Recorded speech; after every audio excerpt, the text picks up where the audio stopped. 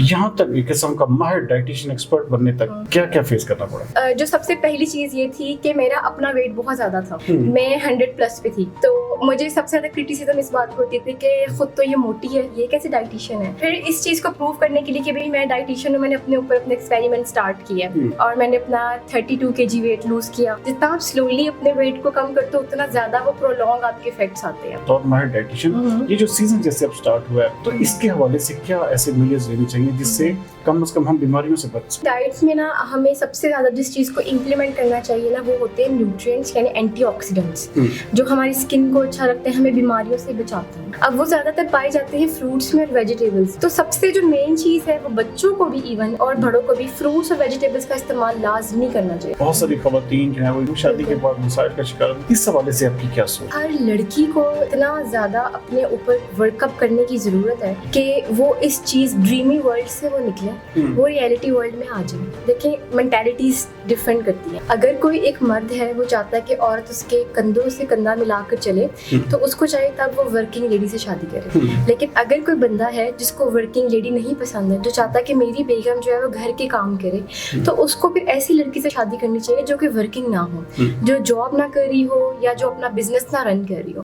बिस्मिल्लाहिर्रहमानिर्रहीम नाज़रीन, podcast with सरदार अमीन जदोई में एक बार फिर खुशामदीद। नाज़रीन, आज हमारे साथ जो पर्सनालिटी मौजूद है ये डाइटिशियन एक्सपर्ट हैं, डॉक्टर अरूज रऊफ। इनसे जानेंगे इनकी लाइफ स्टोरी, किस तरह से स्ट्रगल करके यहाँ तक पहुँची। पिछले 8 साल से ये शिफा इंटरनेशनल हॉस्पिटल में अपनी खिदमत भी सरंजाम दे रही हैं। डॉक्टर अरूज रऊफ साहबा, कैसी हैं आप? अस्सलाम वालेकुम। वालेकुम सलाम, कैसी हैं आप? अल्हम्दुलिल्लाह, मैं बिल्कुल ठीक हूँ and thank you so much, आपने मुझे अपने इस पॉडकास्ट में इनवाइट किया। वेलकम। डॉक्टर साहब, एक तो ये बताइएगा कि अपना आगाज़ कैसे किया, क्योंकि ये तो हम आपसे जानेंगे कि खुराक क्या खानी चाहिए या क्या होना चाहिए, लेकिन आपने अपने करियर का आगाज़ कहाँ से, किस तरह से किया? लंबी स्टोरी है। एक्चुअली 2016 से जब मैंने ग्रेजुएशन की थी, अपनी BS ऑनर्स किया था मैंने, उस टाइम से ही मुझे बहुत अच्छे इंस्टीट्यूट में जॉब मुझे मिल गई। तो तब से मैं 2016 से शिफा इंटरनेशनल हॉस्पिटल के साथ मुंसलिक हूँ और वहाँ पे मैं as a dietitian, as a nutritionist, as a health care provider के तौर पे मैं वहाँ पे अपनी सर्विसेज प्रोवाइड कर रही हूँ। और मेरा शुरू से ड्रीम नहीं था कि मैंने एक डाइटिशियन ही बनना है, मेरा MBBS करने का था। मेरा कार्डियोलॉजिस्ट बनने का ड्रीम था। अच्छा। हाँ, मुझे था कि फैसलाबाद की फीमेल ओपन हार्ट सर्जन होंगी मैं, लेकिन किस्मत को जो मंजूर। मेरे फादर को भी बहुत शौक था कि मेरी बेटी MBBS डॉक्टर हो, लेकिन मेरा एंट्री टेस्ट में वो जो मार्क्स थे वो नहीं हो पाए। तो मैंने कहा कि चलो यार किसी और फील्ड को ट्राई करते हैं। तो मैं एज अ चांस के तौर पे इस फील्ड में आई थी कि अगर तो चल गया तो ठीक है, वरना नेक्स्ट ईयर मैं दोबारा एंट्री टेस्ट दूंगी। लेकिन मुझे इस फील्ड में आके पता लगा कि इस फील्ड की तो बहुत सारी अपॉर्चुनिटीज हैं और इसमें तो बहुत स्कोप है और आपके पास वास्ट वैरायटी है कि आप बहुत सारी चीज़ों में आप अपना स्किल्स को आप यूटिलाइज कर सकते हो। तो फिर मैं इसके साथ ही स्टिक कर गई और मुझे मज़ा आने लग पड़ा अपनी स्टडीज़ में, और मैंने कहा नहीं, ये हमारे मुल्क की ज़रूरत है कि यहाँ पे डाइटिशियन। तो आपके वालिद साहब का जो ख्वाब था वो जो MBBS बनने का, वो फिर बीच में स्टॉप हो गया? स्टॉप तो इस तरह नहीं हुआ कि अभी भी वो he still proud of me, क्योंकि अब भी जो मैंने अपनी ज़िंदगी में अचीवमेंट्स की हैं उसके बाद जो हमारे यहाँ पे लोग हैं वो मुझे डॉक्टर साहिबा ही बुलाते हैं। तो वो फिर बड़े खुश होते हैं कि हाँ चलो मेरी बेटी की डिग्री रिकॉग्नाइज्ड है और ये कुछ कर रही है अपनी फील्ड में। तो क्या उस दौर में आपको, जाहिर बात है आप यहाँ तक पहुंची तो बड़ी एक जिसे कहते हैं कि स्ट्रगल भी की होगी डेफिनेटली। यहाँ तक एक किस्म का माहिर डाइटिशियन एक्सपर्ट बनने तक क्या क्या फेस करना पड़ा? क्या क्या बहुत सारी चीज़ें होती हैं, लोगों की क्रिटिसिज्म होती है। जो सबसे पहली चीज़ ये थी कि मेरा अपना वेट बहुत ज़्यादा था, मैं 100+ पे थी। तो मुझे सबसे ज़्यादा क्रिटिसिज्म इस बात पे होती थी कि खुद तो ये मोटी है, तो इसका ये कैसे डाइटिशियन है। तो फिर हमें एक चीज़ हमारे ना कंसेप्ट में, हमारे माइंड्स में बैठी हुई कि अगर डर्माटोलॉजिस्ट है तो उसकी स्किन साफ शफाफ होनी चाहिए, अगर कोई डॉक्टर है तो उसको डायबिटीज़ नहीं हो सकती है। तो फिर इस चीज़ को प्रूव करने के लिए कि भाई मैं डाइटिशियन हूँ, मैंने अपने ऊपर अपने एक्सपेरिमेंट स्टार्ट किया और मैंने अपना 32 kg वेट लूज़ किया, ताकि लोग ये बात जान सके कि हाँ भाई हम एक डाइटिशियन से ही बात कर रहे हैं। तो इसके लिए आप ये फिर कैसे आपने कर लिया 32 kg? मेरे ख्याल में बड़ी ये किस्म की ये तादाद है वजन के हिसाब से। मैंने बहुत आहिस्ता आहिस्ता की है, मैंने क्रैश डाइटिंग नहीं की। मैंने जो हमें यूनिवर्सिटी में हमारे प्रोफेसर समझाया करते थे, पढ़ाया करते थे, मैंने उसको अपनी लाइफ में इम्प्लीमेंट करना शुरू कर दिया। यानी प्रैक्टिकल जिम वगैरह किया या वैसे? जिम वगैरह भी किया, घर में एक्सरसाइजेज भी की, कार्डियो भी किया, इंटरमिटेंट फास्टिंग भी की, और मतलब यूनिवर्सिटी भी जाती थी, फिर घर के भी काम होते थे, तो ये सब चीज़ों का मिक्सचर करके किया। और बहुत जल्दी नहीं किया, मतलब साल, 1.5 साल, 2 साल लगे हैं। और वो ये है कि जितना आप स्लोली अपने वेट को कम करते हो उतना ज़्यादा वो प्रोलॉन्ग आपके इफेक्ट्स आते हैं। अब आप एक माहिर डाइटिशियन बन चुकी हैं, हाँ पिछले 8 साल आपको एक किस्म के हो गए हैं जी। अच्छा, इस फील्ड में जाहिर बात है बहुत सारी चीज़ों के साथ साथ आजकल चूंकि आपको पता है कि हमारा सीजन भी ऐसा स्टार्ट हो चुका है कि यहाँ पर हम पाकिस्तानी अपने खाने पीने की चीज़ों का ख्याल भी नहीं रखते। इसके ऊपर मुझे बताइएगा कि खास तौर पर बतौर माहिर डाइटिशियन ये जो सीजन जैसे अब स्टार्ट हुआ है, खासतौर पर बच्चों के बेशुमार मसाइल ऐसे पैदा होते हैं, उनको साल या 10 इस तरह के कब्ज के। अच्छा, बड़ों में भी बहुत ज़्यादा प्रॉब्लम्स हैं, तो इसके हवाले से क्या ऐसे मेजर्स लेने चाहिए जिससे कम से कम हम बीमारियों से बच सकें? देखिए, डाइट में ना हमें सबसे ज़्यादा जिस चीज़ को इम्प्लीमेंट करना चाहिए ना, वो होते हैं न्यूट्रिएंट्स यानी एंटीऑक्सीडेंट्स, जो हमारी स्किन को अच्छा रखते हैं, हमें बीमारियों से बचाते हैं। ठीक है, अब वो ज़्यादातर पाए जाते हैं फ्रूट्स में और वेजिटेबल्स में। ठीक है, और कुछ कुकिंग के मेथड्स हमारे ऐसे कि हम प्रोटीन्स को या अपनी बाकी चीज़ों को इतना पका लेते हैं कि इतने मेथड्स को हम वो कर लेते हैं कि उनकी वो जो नशोनुमा होती है ना, उनकी जो अफादियत होती है वो थोड़ी थोड़ी कम हो जाती है। तो सबसे जो मेन चीज़ है वो बच्चों को भी इवन और बड़ों को भी फ्रूट्स और वेजिटेबल्स का इस्तेमाल लाजमी करना चाहिए डाइट में। मैं अक्सर अपने क्लाइंट्स या पेशेंट से मिलती हूँ, बच्चों से। कच्ची तो नहीं खा सकते, ये इसका क्या, ये अक्सर सुना जाता है, कहा जाता है कि ये सब्जियां जो है वो ज्यादा पकाएं मत, तो अगर पकाएंगे नहीं तो फिर खाएंगे कैसे? देखिए, सब्जियों को आप सौते कर सकती हैं, सब्जियों को आप रॉ एज सैलेड के फॉर्म में खा सकते हैं। सैलेड्स में अगर कोई बंदे से खीरा नहीं खाया जा रहा तो वो उसमें और बहुत अल्टरनेटिव्स होते हैं कि आप उसके अंदर चने चिकपीस जिनको हम कहते हैं, लोबिया होते हैं, उनको ऐड अप करें। आपका एक प्रॉपर जो आप मील खा रहे हैं ना, वो आपका कंप्रोमाइज होना चाहिए 3 चीज़ों पे, हेल्दी फैट्स, कार्बोहाइड्रेट्स और प्रोटीन्स। आप अगर इन तीनों चीज़ों को अपने चीज़ डाइट में करते हैं तो फिर ही आपको इफेक्ट्स नजर आएंगे। अगर आप सिर्फ कार्बोहाइड्रेट्स यानी सिर्फ आप चावल खा रहे हैं, आप रोटी खा रहे हैं, लेकिन आपकी डाइट से प्रोटीन का पोर्शन कम हो गया है, तो वो आपको इतना इफेक्ट नहीं देगा। तो यही चीज़ जो होती है जिसके लिए हम लोगों को इतनी एक्सपर्टीज अपनी यूटिलाइज करते हैं कि हम पेशेंट की काउंसलिंग करते हैं कि आपने अपने कौन से मील को किस तरीके से यूटिलाइज करना है, मिल्क की क्वांटिटी कितनी ऐड करनी है, मक्खन कितना ऐड करना है। और कुछ मिथ्स होते हैं कि घी बिल्कुल इस्तेमाल नहीं करना चाहिए, दिल के आंतरों को जुमा देता है वो, तो ये सब मिथ्स होते हैं। ठीक है, अगर आप ऐसा कुछ भी नहीं है। देसी घी जो है उसका जो बॉइलिंग पॉइंट है, ठीक है, उसका जो टेम्परेचर है वो एक वाहिद घी है जो कि बहुत हाई टेम्परेचर पे भी वो ऑक्सीडाइज नहीं होता। तो आप उसको यूटिलाइज कर सकते हैं, लेकिन देखिए आप लिमिट के अंदर कोई चीज़ यूज़ करेंगे तो उसका फ़ायदा आपको होगा। Excess of everything is bad. अगर आप कोई मतलब जब हम किसी को कहते हैं कि लो कैलोरी फूड लेना है, सपोज अगर हम किसी को कहते हैं कि आपने 2 ब्राउन स्लाइस या आपने अंडा जो उबला हुआ था उसमें 80 कैलोरीज होती हैं। अब अगर एक बंदा एक वक्त में 8 अंडे खा लेगा तो वो 80 मल्टीप्लाई बाय 8 से हो जाएगा, तो वो कैलोरीज तो उसकी बढ़ गई हैं। पेशेंट या क्लाइंट्स आके हमें कहते हैं हमने तो सुना था कि खीरे में सिर्फ 16 कैलोरीज होती हैं, तो हम तो मतलब दिन में खीरे खाते हमारा वेट क्यों बढ़ रहा है? वो एक प्रोपोर्शन चाहिए होता है आपको, आपने हर चीज़ को बैलेंस तरीके से लेकर चलना होता है। हमारे यहाँ पे आपको पता है कि हमारी मोस्टली जो पॉपुलेशन है वो इतनी ज़्यादा पढ़ लिखी नहीं है। लोग जो हैं वो एक किस्म के सवाले से खाने पीने का शौक भी नहीं रखते। ऐसे लोग आम लेमैन के लिए क्या खुराक होनी चाहिए, किस तरह से उसको जो अपना एक दिन भर की किस्म का वो तंदुरुस्त भी है, ठीक भी है, काम भी कर रहा है, और हमारी ज़्यादातर पॉपुलेशन इसी तरह, लेकिन उनको पता नहीं है कि खाना क्या है। इसके वाले से ऐसे लोगों को हम सिंपली जो अपनी नॉर्मल अपने वर्बल हम उनको जो बताते होते हैं वर्ड्स में, वही होता है कि आप सब कुछ खा सकते हैं लेकिन आपने बहुत ज़्यादा चिकनाई वाली चीज़ नहीं खानी। महीने में 1 दफ़ा या 2 दफ़ा अगर आपका निहारी खाने का दिल कर रहा है या आपका इस तरह की कोई हाँ, तो वो आप लिमिट में रखें, लेकिन आप डेली बेसिस पे मत लें। ठीक है, और हम उनको कहते हैं कि वो रोटी भी लें, वो सालन भी लें, वो सलाद भी लें, थोड़ा सा रायता भी साथ लें। हम उनको प्रॉपरली इस तरीके से गाइड कर देते हैं कि इतनी इतनी खा लें।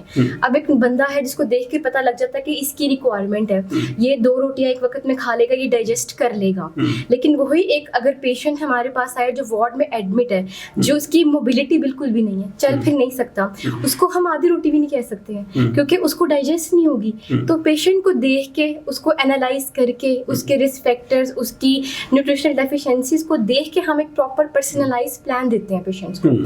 तो यही सीन है। डॉक्टर साहब एक चीज़ और है कि भाई ये न्यूट्रिशनिस्ट हमारे फैसलाबाद में तकरीबन इस वक्त उनकी कोई तादाद जो है ऑलमोस्ट मेरी इतलात है वो 200 के लगभग है। हाँ जी। अच्छा, अब तकरीबन हर सरकारी हॉस्पिटल में हर किस्म का इस हवाले से क्या सजेस्ट करेंगे गवर्नमेंट को कि न्यूट्रिशन के हवाले से क्या होना चाहिए?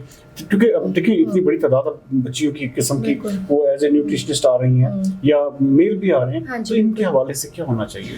देखिए पहले तो ऐसा ट्रेंड नहीं होता था कि किसी डॉक्टर के साथ डाइटिशियन बैठी हो, लेकिन अब आहिस्ता जैसे अवेयरनेस स्टार्ट हो गई है तो अक्सर डॉक्टर्स जो है हमारे पास पेशेंट रिकमेंड करते हैं। जैसे कि अगर कोई डायबिटीज मैनेजर है तो वो हमें हमारे पास पेशेंट भेजता है कि भाई आप डाइटिशियन है, आप इसकी डायबिटीज को मैनेज करके दें, ठीक है। इसी तरह कोई रीनल फेलियर का पेशेंट है, डायलिसिस पे है, तो उनकी प्रॉपर रिजीम होती है। तो मेरा गवर्नमेंट से एक ये रिक्वेस्ट है कि मरियम नवाज साहब देखें वो बड़ा इस हवाले से काम कर रही हैं और मेरे ख्याल में हेल्थ के ऊपर देखिए पंजाब हुकूमत बहुत ज्यादा काम कर रही है। उनके आप वो जिसे कहते हैं फील्ड हॉस्पिटल्स ले लें, क्लिनिक्स ले लें, तो उसके ऊपर मरियम नवाज को क्या पैगाम क्या देंगी इस हवाले से? मैं उनसे ये रिक्वेस्ट करना चाहूंगी कि डाइटिशियंस की ना रिक्रूटमेंट स्टार्ट करें और इस तरह मत करें कि जस्ट गवर्नमेंट हॉस्पिटल्स हैं हर जगह पे करें, हर डिपार्टमेंट में एक डाइटिशियन को बिठाएं। अगर आपका रीनल डिपार्टमेंट है तो वहाँ पे एक रीनल न्यूट्रिशनिस्ट बैठी हो। अगर आपका हेपेटोलॉजी का डिपार्टमेंट है, अगर आपका कोई और डिजीजेस का सपोज आप गायनी डिपार्टमेंट लेते हैं, गायनी एंड ऑप्स लेते हैं, आप पीड्स डिपार्टमेंट लेते हैं। अब जो एक औरत है जो कि प्रेग्नेंट है उसकी न्यूट्रिशनल रिक्वायरमेंट्स बहुत बढ़ गई होती हैं, ठीक है। उसने उसके बाद अगर अपना उस डिलीवरी के बाद अगर सिजेरियन हुआ है तो प्रोटीन रिक्वायरमेंट मजीद बढ़ गई है, ठीक है। तो first 1000 days of the life of baby बहुत इसेंशियल होती हैं। जब बच्चा क्योंकि माँ से फीड करेगा तो उसके लिए हमें ज़रूरी है कि हम माओ को भी काउंसिल करें कि वो क्या डाइट अपनी ले, वो किस तरह के नट्स लें, कौन से वो सीड्स लें। तो उसके लिए ज़रूरी है कि हर डिपार्टमेंट में ना एक एक डाइटिशियन की रिक्वायरमेंट लाजमी होनी चाहिए। मैं हॉस्पिटल की बात नहीं कर रही, मैं हॉस्पिटल में हर एक एक डिपार्टमेंट की बात कर रही हूँ ताकि सारे डिपार्टमेंट्स कवर अप हो सके, ठीक है। रीनल डाइटिशियन जो है वो क्या कहते हैं गायनी डाइटिशियन नहीं होगी, ठीक है। तो इसी तरह बहुत आगे स्पेशलाइजेशन होती है, डाइटिशियंस अपनी फील्ड में एक्सेल कर रही हैं। तो अब जिस मैं हूँ, मैं आईसीयू डाइटिशियन हूँ, ठीक है। मेरे पास हॉस्पिटल में पेशेंट जो होते हैं वो इनडोर पेशेंट ज्यादा होते हैं कि कोई पेशेंट एनजी पे है, मतलब नाक की नाली के जरिए किसी पेशेंट को खुराक देनी है, किसी को ड्रिप के थ्रू देनी है, तो मैं तो मतलब उस डिपार्टमेंट को भी देखती हूँ। या उसके अलावा कोई पेशेंट जो एडमिट है, सर्जरी किसी पेशेंट की हो गई है, इसी तरह ऑर्थो मतलब कि और डिपार्टमेंट ऑर्थो का अलग है, हड्डियों का, एक्सीडेंटल डिपार्टमेंट अलग है, ठीक है। इसी तरह एक होता है साइकोलॉजिकल डिपार्टमेंट, उसमें हम न्यूट्रिशनल साइकोलॉजी भी हमारा एक सब्जेक्ट होता है कि पेशेंट की साइकी क्या है, वो क्या खा रहा है। आजकल ना मतलब बच्चियों में बहुत ज़्यादा इस सोशल मीडिया को देख के ना एक कॉम्प्लेक्स का शिकार हुए हैं बच्चियाँ।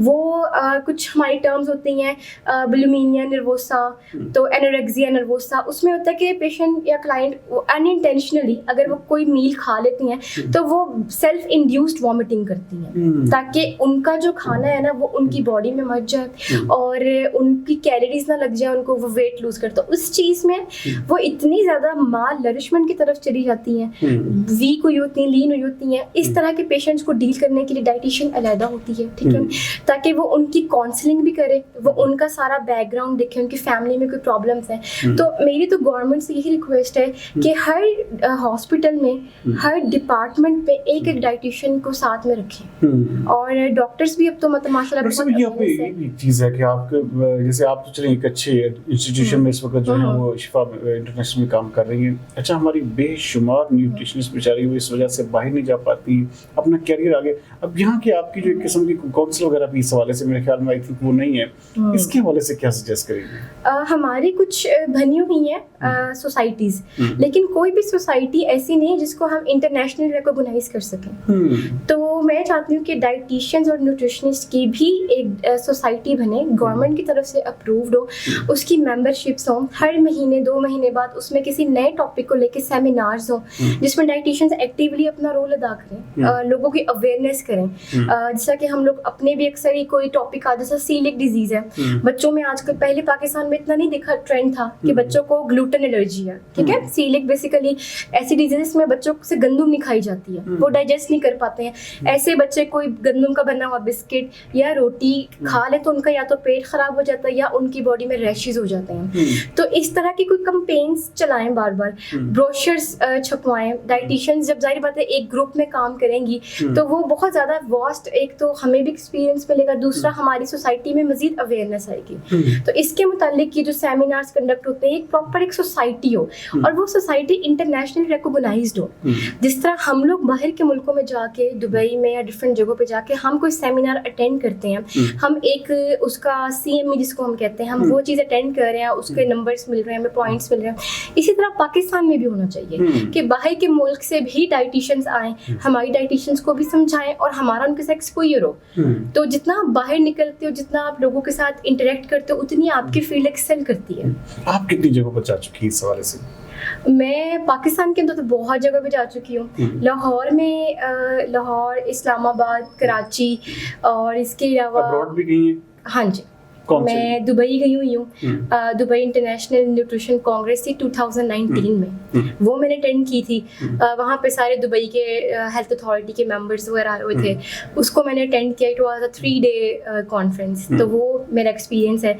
इसके अलावा इंटरनेशनली मैं अमान, जॉर्डन जो है उस पर भी हमारी एक न्यूट्रिशनल कॉन्फ्रेंस थी, वो मैंने अटेंड की है। रिसेंटली लास्ट ईयर, बल्कि इसी साल थोड़े दिन पहले मैं नथिया गली गई थी। इसी तरह कुमराट वैली है, वहाँ पे बेनज़ीर भुट्टो की यूनिवर्सिटी है, वहाँ पे फर्स्ट इंटरनेशनल कॉन्फ्रेंस हुई थी फूड साइंस से रिलेटेड, वो अटेंड की थी। तो मेरा तो ट्रैवलिंग से वैसे ही बहुत मतलब शौक है, लगाव है। मतलब बहुत मज़ा आता है मुझे ट्रैवलिंग करने का, नए लोगों से इंटरेक्ट करने का, दोस्ती करने का। तो वो तो मुझे कहीं पे भी कोई भी कॉन्फ्रेंस हो रही हो, कोई सेमिनार हो रहा हो, तो मेरा बहुत इंटरेस्ट होता है कि यार नहीं, मैंने जाना है और मैंने इसमें जाके कुछ लर्न करके आना है। मुझे बहुत क्रिटिसिज्म भी मिली है कि तुम 8 साल हो गए तुम्हें जॉब करते वक्त, कोई जगह कोई सेमिनार हो तुम पहुंच जाते हो, तुम स्टूडेंट नहीं हो अब। तो मैं कहती हूँ कि ये लिमिटेड नहीं है एजुकेशन, ट्रेंड्स चेंज होते रहते हैं, बार बार ट्रेंड्स चेंज हो रहे हैं। आपको पता होना चाहिए कि क्या हो रहा है। तो आपकी इन चीज़ों से आपकी ज़ाती लाइफ कभी डिस्टर्ब हुई या कभी इस हवाले से आपको घर से क्रिटिसिज्म मिला? मेरे फैमिली, मेरे पेरेंट्स, मेरे सिबलिंग्स बहुत ज़्यादा वो मुझे इस चीज़ पे मोटिवेट करते हैं और वो कहते, उन्होंने मुझे कभी रोका नहीं है। हाँ, लेकिन कुछ लोग हैं जो कि टॉन्ट कर देते हैं कि इसने अपनी बेटी को बाहर के मुल्क भेज दिया। कौन भेजता है आजकल के ज़माने में, हालात ख़राब हैं। लेकिन वही बात है कि जब आपका अपना करैक्टर स्ट्रॉन्ग है ना, तो कोई आपके बारे में जो मर्जी बात कर दे, it doesn't matter. Women empowerment के हवाले से, आप खुद भी खातून हैं, क्या कहना चाहेंगी? बहुत सारी ख़वातीन जो हैं वो एक किस्म का आप जैसी प्रोफेशनल लाइफ गुजारती हैं, वो शादी के बाद मसाइल का शिकार होती हैं। इस हवाले से आपकी क्या सोच है? मेरे ख्याल से ना, हर लड़की को इतना ज़्यादा अपने ऊपर वर्कअप करने की ज़रूरत है कि वो इस चीज़ ड्रीमी वर्ल्ड से वो निकले, वो रियलिटी वर्ल्ड में आ जाए। ठीक है, हमारे कंसेप्ट होता है कि शादी होगी ना तो तुम ससुराल जाके यहाँ चली जाना या ससुराल जाके कर लेना, या अगर तुम्हारा हस्बैंड अलाउ करेगा तो तुम ये काम कर लेना। तो हमारी बच्चियों ने ना कंसेप्ट बनाया हुआ, एक फैंटेसी बनाया हुआ है शादी को, जिसकी वजह से बहुत सारे इश्यूज भी हो रहे हैं आजकल। तो लड़कियों को चाहिए कि अपने लिए वर्कअप करें, अपने लिए ड्रीम मैन ना तलाश करें, अपने लिए खुद वो रास्ते बनाएं जिसके ऊपर उनको अपनी ड्रीम लाइफ मिल सके।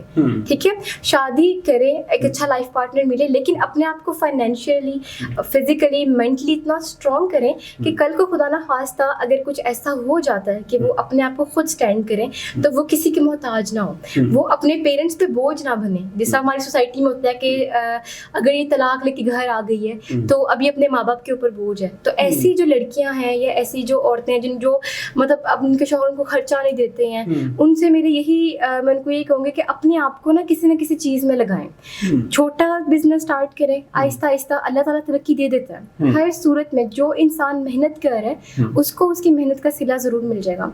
यहाँ पे ना मैं एक शेर कोट करना चाहूँगी कि भटक कर ही सही मंजिल मिलेगी तो सही, गुमराह तो वो हैं जो घर से निकले ही नहीं। घर से निकले, घर से कैसी बात तो है। निकले घर से, अपने लिए एफर्ट्स करें और अपनी लाइफ को बेहतर बनाएं, और अपने जो लाइफ पार्टनर है उसको भी आप फाइनेंशियली दोनों मिलके सपोर्ट करें।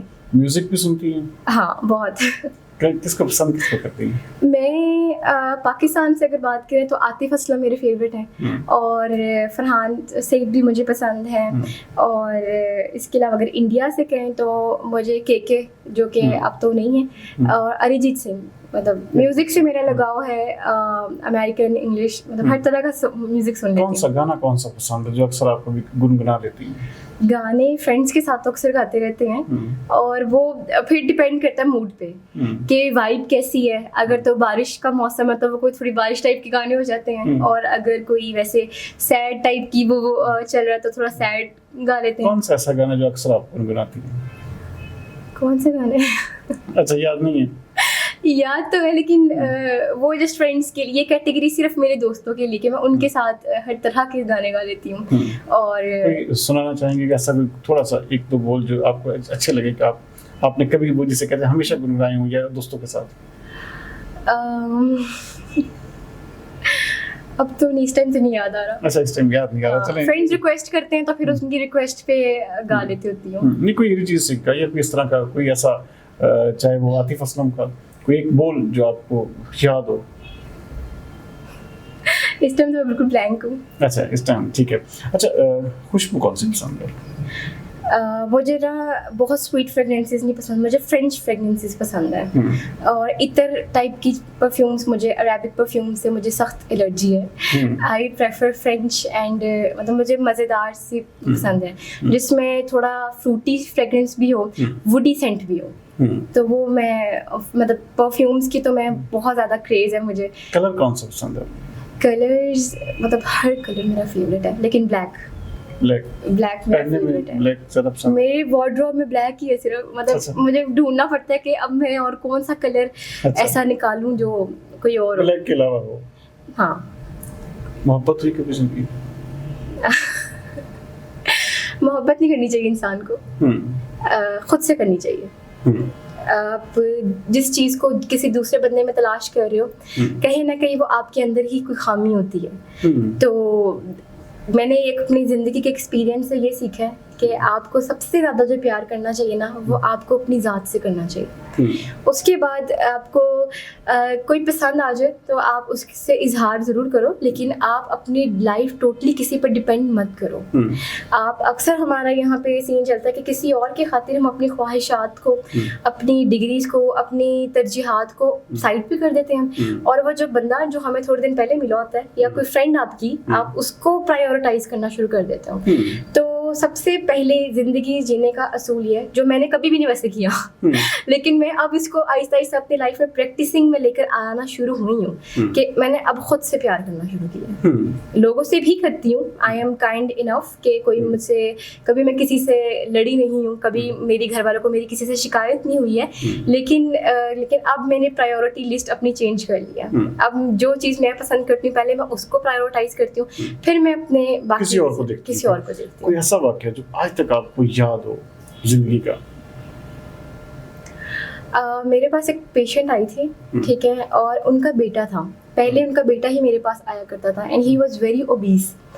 तो उसके स्कूल में, कॉलेज में उसके ना जो फ्रेंड्स थे वो उसकी रैगिंग बहुत करते थे, मतलब लेग पुलिंग जिसको आप कहते हैं। तो मेरे पास 2-3 दफ़ा मेरी ओपीडी में ही वो पेशेंट आया, मैंने उसको देखा, और उसके बाद एकदम से वो पेशेंट गायब हो गया। मुझे 1.5 साल तक मेरे साथ उसका कॉन्टेक्ट नहीं रहा। अच्छा। मतलब पहले 6 मंथ 8 मंथ उसकी जो रिजीम थी, उसका जो डाइट प्लान था वो मैं उसको देती रही हूँ। आहिस्ता आहिस्ता उसको फ़र्क पड़ा, वो गायब हो गया। एक दिन सडनली ना उसकी अम्मी मेरे पास आई हैं एंड उन्होंने मुझे अपने बेटे की पिक्चर्स दिखाई। मुझे तो नहीं पता था ये कौन किसकी अम्मी आई हैं। तो उसकी अम्मी ने कहा कि मेरे बेटे ने आपसे डाइट प्लान लिया था और मेरा बेटा अब एक मॉडल बन गया हुआ है। और उन्होंने मुझे अपने बेटे की पिक्चर्स दिखाई, टिकटॉक्स मुझे उसके दिखाए एंड आई वाज लाइक ये वही बंदा है। तो मुझे कहती कि उसने अपने फ्रेंड्स को, अपने कोलीग्स को, अपनी कॉलेज के जो लड़के उसको तंग करते थे, हर बंदे को ये कहा कि मुझे डाइटिशियन है एक, मैंने उनसे डाइट प्लान लिया, उन्होंने मेरी लाइफ को ट्रांसफॉर्म कर दिया।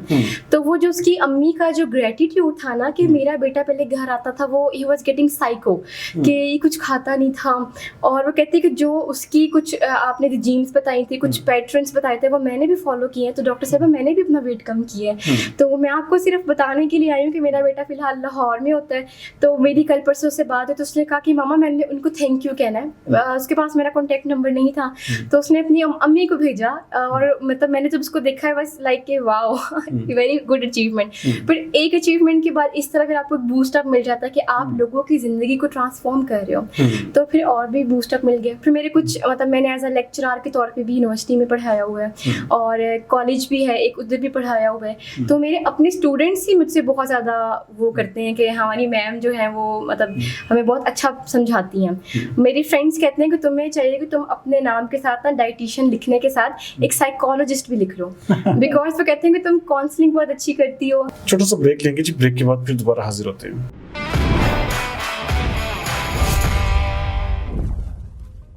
वेलकम बैक नाज़रीन। अच्छा, एक बात बताइएगा कि किस तरह के मर्द को किस तरह की खातून से, और किस तरह की खातून को किस तरह के मर्द से शादी करना चाहिए? बहुत कॉम्प्लिकेटेड सवाल है, लेकिन मैं बस इसका एक छोटा सा जवाब आपको दूंगी कि देखिए मेंटालिटीज डिफरेंट करती हैं, ठीक है। अगर कोई एक मर्द है वो चाहता है कि औरत उसके कंधों से कंधा मिलाकर चले, तो उसको चाहिए तब वो वर्किंग लेडी से शादी करे। लेकिन अगर कोई बंदा है जिसको वर्किंग लेडी नहीं पसंद है, जो चाहता है कि मेरी बेगम जो है वो घर के काम करे या घर की दीवारी में रहे या मेरे घर वालों को पेरेंट्स को संभाले, तो उसको फिर ऐसी लड़की से शादी करनी चाहिए जो कि वर्किंग ना हो, जो जॉब ना कर रही हो या जो अपना बिजनेस ना रन कर रही हो। क्योंकि फिर और एजुकेटेड भी जरा कम नहीं, एजुकेशन का आई डोंट थिंक सो इसमें इतना कोई मैटर करता है। लेकिन कुछ लड़कियां ऐसे होती हैं जो माशाल्लाह बहुत पढ़ती हैं, लेकिन वो उनका इंटरेस्ट नहीं होता जॉब में, तो फिर लड़कों को उन लड़कों को उस लड़की से ही शादी करनी चाहिए। क्योंकि जब हम लोगों का एक सिस्टम है ना कि हम लोग जब रिश्ता तय करते हैं तो फैमिलीज आपस में पूछती हैं कि ये लड़की क्या करती है, जॉब करती है या घर रहती है या इसने क्या एजुकेशन है। इसी तरह लड़के से भी चीज़ पूछी जाती है। तो उस टाइम ना ये चीज़ डिसाइड होनी चाहिए कि अगर कोई लड़की जॉब कर रही है, वो उसको परमिशन अगर उसके इन लॉज या उसका हस्बैंड देता है ना, तो फिर आप करो। लेकिन अगर आप ऐसा करो कि आप एक वर्किंग लेडी को अपने घर ले आए हो और उसके बाद आप उसका कह रहे हो कि तुमने जॉब नहीं करनी, तुमने अपना बिजनेस नहीं रन करना, तो ये उस लड़की के साथ ना नाइंसाफी है। आप उसकी पर्सनैलिटी, उसका कैरियर को आप तबाह कर रहे हो। आप फिर शादी ही ऐसी लड़की से कर लो ना जो कि घर संभालना चाहती है, जो सुकून करना चाहती है। हर लड़की का ड्रीम नहीं होता कि वो घर से बाहर निकले, जॉब करे, और हर लड़की का ड्रीम ये भी नहीं होता कि वो घर बैठ जाए, ठीक है। औरत मल्टीटास्कर होती है, वो घर भी संभाल सकती है, वो जॉब भी कर सकती है, वो बच्चों को भी पैदा कर सकती है, वो और बहुत सारी चीज़ों को एक ही वक्त में मैनेज कर सकती है। इट्स ओनली वुमेन, ये अल्लाह ताला ने औरतों में खासियत रखी कि वो मल्टीटास्कर है। तो चूज वुमेन जो, और औरतों को भी इस लिहाज से ही अपने लाइफ पार्टनर को चूज करना चाहिए। अच्छा, ये बताइएगा कि आप चूंकि जैसे कहते हैं कि डाइटिशियन, तो सारी बात है एक इटसेल्फ बहुत ज़्यादा, जिस तरह आपने बताया कि हर जगह पर इसकी जो एक किस्म का स्कोप भी मौजूद है, हर जगह पर जाके ये किसी पाकिस्तान में ख़ास तौर पर हमारे मुल्क में यहाँ पर लिटरेसी रेट भी कम है, और बच्चे जो हैं वो एक किस्म का सारी बात है, वो चाहते भी हैं कि वो कोई ना कोई ऐसी, जब जो MBBS आपकी तरह नहीं बन पाता तो वो कहते हैं फिर ये न्यूट्रिशनिस्ट या इस तरह की फील्ड में आ जाए। तो उनके लिए क्या कहेंगी कि क्या ये वाकई ऐसी जगह है कि जहाँ पर उनका मुस्तकबिल बन सकता है? देखिए, मैंने इस फील्ड में मैं आई हूँ, और मैं चाहती तो मैं इसको छोड़ के किसी नेक्स्ट फील्ड में भी जा सकती थी, लेकिन मैं इस पे ही स्टक की हूँ क्योंकि मुझे इसके अंदर कोई प्रिविलेज नज़र आ रहा है। मेरे स्टूडेंट्स अक्सर मुझसे पूछते होते हैं, मैडम हम इस फील्ड में आ तो गए हैं, क्या इसका फ़ायदा होगा हमें, हम कुछ कर पाएंगे इसमें? मैडम मतलब हॉस्पिटल्स में तो पहले ही डाइटिशियंस बैठी हुई हैं, मैडम पेशेंट वर्कलोड कम है, ज़्यादा है। तो मैं उनको हमेशा ये कहती हूँ कि जो डाइटिशियन एंड डाइटेटिक्स की जो सोसाइटी है ना, ये बहुत वास्ट फील्ड है। आप एज अ हर्बलिस्ट काम कर सकते हो, आप फिटनेस कोच के तौर पे काम कर सकते हो, आप जिम की डाइटिशियन के तौर पे लोगों को हेल्प आउट कर सकते हो। लोग वर्कआउट करते हैं, उनको नहीं पता होता कि हमने कितने कार्ब्स, कितने प्रोटीन्स देने हैं। आप एज अ मतलब वो कोच के तौर पे आप काम कर सकते हो। इसी तरह बहुत सारे न्यूट्रास्यूटिकल्स कंपनीज हैं जो कि अच्छा, ये जो एक कल्चर है कि मिसाल के तौर पे जो लोग डाइटिशियन नहीं है या डाइटिशियन एक्सपर्ट नहीं है तो वो लोग भी लोगों को अपने डाइट चार्ट बना के दे रहे होते हैं, जिम्स में देखा गया और जगह पर भी देखा गया। अच्छा, जिनको जरा नहीं पता इन चीजों का, ऐसे कल्चर कोई किस्म का क्रश करने के लिए, किस्म की इसकी हौसला छीनने के लिए क्या करना चाहिए? यही है कि किसी चीज को छोटा मत समझे। जो स्टूडेंट्स हैं मैं उनको कहती हूँ, आपका जो इनिशियल स्टार्ट है ना वो छोटी जगह से ही होता है। और छोटी जगह सबसे ज्यादा क्या है, आपका अपना घर। आप अपने घर से अपने डाइटरी हैबिट्स को चेंज करें, अपने मुआशरे को बताएं, अपनी इसी तरह कोई छोटा सा आप एक कॉलोनी में या आपके मोहल्ले में कोई जिम है या फिटनेस सेंटर है, आप वहाँ जाएं। आप 1 दिन जाएंगे, 2 दिन जाएंगे, आपको महीना 2 महीना लगेगा, हमारे पास कोई क्लाइंट नहीं आ रहा, ठीक है, लेकिन आहिस्ता आहिस्ता आपकी वर्थ बननी शुरू हो जाएगी क्योंकि आप एफर्ट पुट कर रहे हो। इसी तरह डिफरेंट मतलब फार्मास्यूटिकल कंपनीज है जो सप्लीमेंट्स बना रहे हैं बायोटिन के, उधर भी इनकी हायरिंग हो रही है डाइटिशियंस की। तो इवन होटल्स हैं, फूड चेन्स हैं, आप एज अ होटल मैनेजमेंट में आप कर सकते हो। फूड प्रोसेसिंग जिन्होंने पढ़ी हुई है वो मिल्क प्रोसेसिंग को, क्रीम्स या जो पैक्ड प्रोडक्ट्स जिनको हम कहते हैं, जिस चिकन के प्रोडक्ट्स हो गए, मिल्क के हो गए, डेयरी के हो गए या कुछ भी बिस्किट्स हो गए, हर फील्ड में हर ब्रांड वालों ने अब डाइटिशियंस को हायर करना शुरू कर दिया। आपने देखा होगा कि हर आपको इवन के कोई भी पैकेट लेते हो स्नैक्स का, चिप्स का, मैं यहाँ नाम मेंशन नहीं कर रही हूँ, लेकिन बड़ी बड़ी इंडस्ट्रीज के उसके बैक पे ना एक न्यूट्रिशनल इंफॉर्मेशन लिखी होती है कि उसमें इतनी कैलोरीज है, उसमें इतना फैट है, उसमें इतने कार्ब्स हैं। तो वो सारी इंफॉर्मेशन जो वो कौन प्रोवाइड कर रहा है, वो डाइटिशियंस और न्यूट्रिशनिस्ट प्रोवाइड कर रही है। तो ये है कि अपने आप को किसी से कम मत समझें और अपनी फील्ड में एक्सेल करें। फील्ड में एक्सेल करें। नाज़रीन, आप सुन रहे थे कि अरूज रऊफ साहब ना सिर्फ माहिर डाइटिशियन एक्सपर्ट हैं बल्कि उसके साथ साथ इन्होंने अपनी एक फील्ड के हवाले से भी बहुत अहम तरीन बातें की और ख़ास तौर पर हुकूमत से भी कुछ अपील्स की हैं कि ख़ास तौर पर ये जो हमारे सरकारी हॉस्पिटल्स हैं इनमें हर यूनिट में, हर एक जिसे कहते हैं वार्ड में एक डाइटिशियन की जो तकर्री है वो एक किस्म की लाजमी बुनियादों पर होनी चाहिए, क्योंकि हमारा जो इस वक्त हमारा मुल्क है वो इस चीज़ की अब मरकज़ी भी है। यहाँ के जो एक किस्म के जो लोगों के जो सेहत के मसाइल हैं वो इस चीज़ को हम लाजमी तौर पर तकाजा करते हैं कि डाइटिशियन जो है हर शोबा में होनी चाहिए। तो उम्मीद करते हैं कि आज का पॉडकास्ट आपको पसंद आएगा, आपके फीडबैक का भी इंतजार रहेगा। अगले प्रोग्राम तक सरदार अमीन जतोई को दीजिए इजाज़त। पाकिस्तान जिंदाबाद।